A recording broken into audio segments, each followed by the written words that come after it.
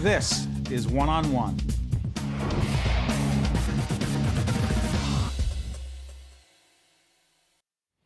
We are honored to have Ora Welch, who is the President and Chief Executive Officer of an organization called HOPE's CAP.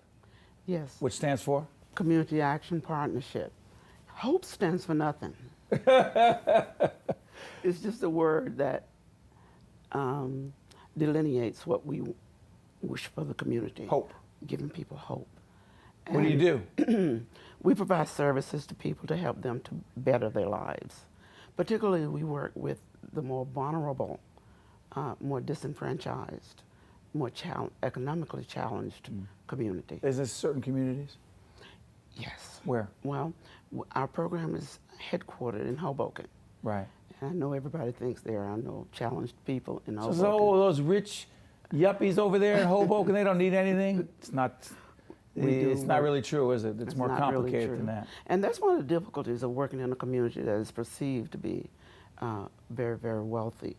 Now, Hoboken wasn't always wealthy. That's right. Well, on the waterfront, 1954 was shot in Hoboken. Exactly. Not everybody is living large over there, right? Absolutely, absolutely. So talk about who you serve there.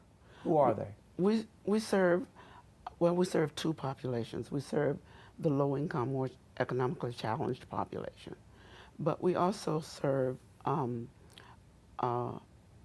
more Are they elderly? advantage. We do serve the elderly, yes, and we serve age groups all the way from birth to death.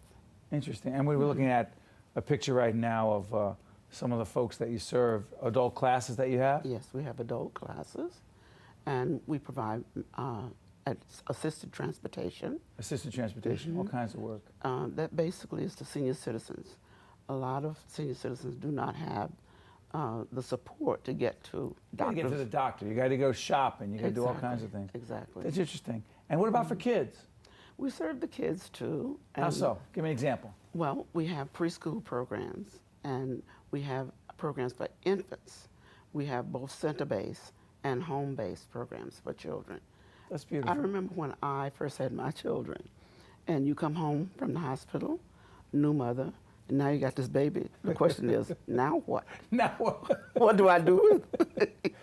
Well, one of the things that we do is go into the homes of mothers, young and homes of that parents are more mature. Do you teach parents to be better parents? We teach parenting skills. We support parents in the process of their learning how to to care for their children. You know what's so interesting here? The Community Action, the agency like this, Community Action Partnership, established 1964, right? Yes. Under 1964, Lyndon Johnson. People don't put this together, but they say, okay, let me get this straight. It's 50 years. Lyndon Johnson, part of the so-called Great Society program under Lyndon Johnson. They say, okay, well, it was created to deal with poverty. Yes. So 50 years later, so we don't need that stuff anymore. We don't need a program like that because poverty doesn't exist in the same way. You say? Poverty does exist. Talk about it. Poverty does exist, and I think will always exist until we do something to even up the educational score and the housing score. I think that's what is going to always keep people in poverty. I think that... Is that why Head Start's so important? Head Start is very important because children learn 75% of their brain development is in the first 5 years of their life. By the way, not everyone really knows what Head Start is. It's so interesting. We're looking at some pictures right here, and Head Start's part of what you do as well. Yes. Okay. Head Start is a program that was started. It's a federal program where the federal government. People often criticize the federal government. I'm not going to get on a soapbox here, but people say, "Oh, where do our tax dollars go?" Well, one program that is universally acknowledged to be a terrific program is Head Start, and it was determined by the federal government.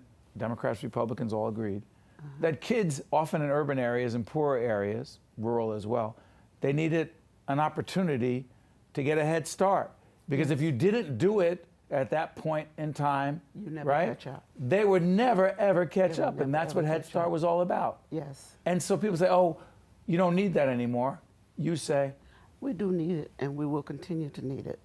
One of the things is there's not a leveling of of the stage with education. And one of the things I think that always I'm concerned about is that people seem to think that Head Start is some type of vaccination.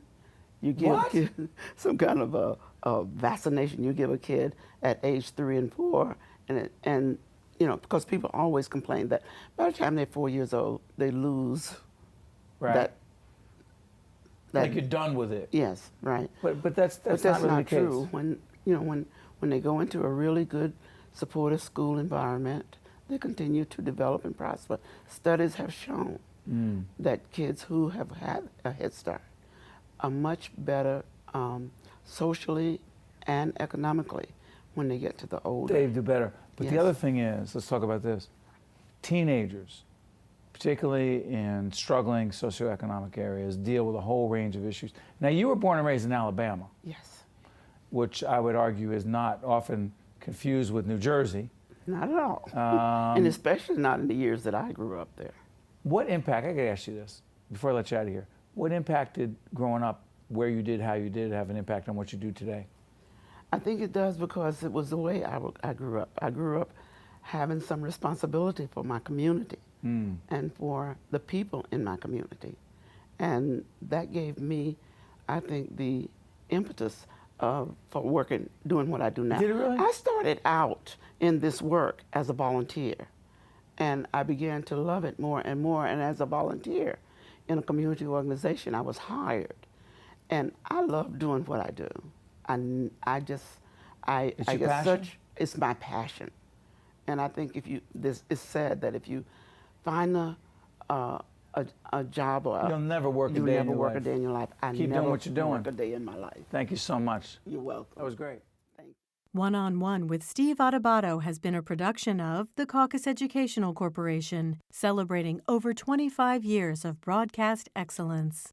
Funding for this edition of One on One with Steve Adubato has been provided by Investors Bank, the Russell Berry Foundation, the Ohlendorf Center, Cohn Resnick, the Fidelco Group, Fedway Associates, and by United Water. Promotional support provided by the Star Ledger, powering NJ.com, and by NJ Biz, all business, all New Jersey. Transportation provided by Airbrook Limousine, serving the metropolitan New York, New Jersey area.